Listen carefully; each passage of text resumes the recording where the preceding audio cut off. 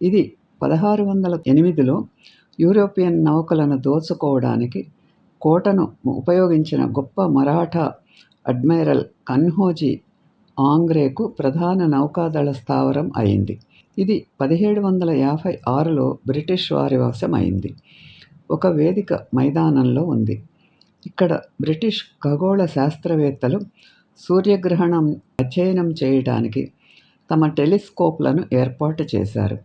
1664లో శివాజీ నిర్మించిన సింధుదుర్గ్ కోట విజయదుర్గ్కు దక్షిణంగా 74 కిలోమీటర్ల దూరంలో కుర్తే అని పిలువబడే ద్వీపంలో నిర్జనమై ఉన్నది. దాని 10 మీటర్లు ఎత్తైన ప్రాకారాలతో అధికారాన్ని విజయదుర్గ్కు మార్చే వరకు ఇది మరాఠా కోటగా ఉంది.